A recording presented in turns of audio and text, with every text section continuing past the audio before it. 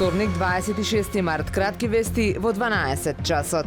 Дали кога се лоши времиња, треба навистина да се вложува во недвижнини. Реални ли се цените на становите, деловните простории и земјиштето, или големите играчи во позадина навистина прават вештачка понуда и побарувачка? Се белат ли најлесно црните пари токму преку овој бизнис? Ова се само дел од прашањата што се наметнуваат веќе подолг период наназад во делот на изградбата и продажбата на недвижнини, особено во еден исклучително атрактивен град како Охрид. На социјалните мрежи е објавен оглас за продажба на стан во центарот на Солун од 100 метри квадратни, кој се продава за цена од 110.000 евра, односно за 1100 евра по метар квадратен. Според огласите на еден од најпопуларните веб портали за продажба на недвижнини во државата, становите во Охрид во моментов се продаваат по почетна цена од 1300 евра за метар квадратен, на локација која е далеку од центарот. Најатрактивните локации нудат простор по цени кои стигнуваат и до 2500 евра по метар квадратен.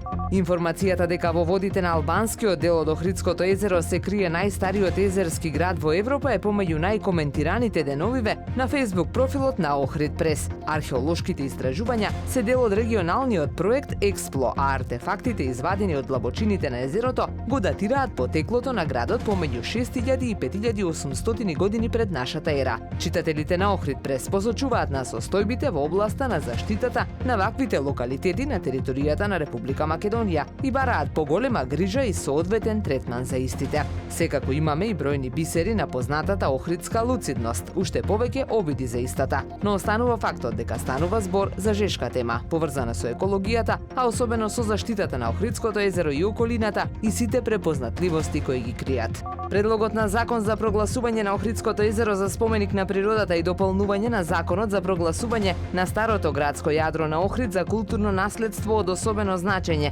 денеска пред пратениците во Македонското собрание. Најзначајна новина предвидена со овој предлог закон е дека до донесување на новите детални урбанистички планови усогласени согласно заштитата утврдена во него во старото градско јадро на Охрид, не ќе може да се градат нови објекти, доградби и надградби, а содржи одредби за посебна заштита на старото градско јадро на Охрид и неговата контактна зона.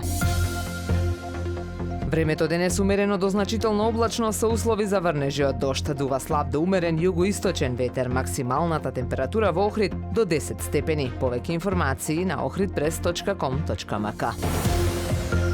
Уредник и водител на вестите Даниела Спасик. Технички реализатор Реджеп Селман.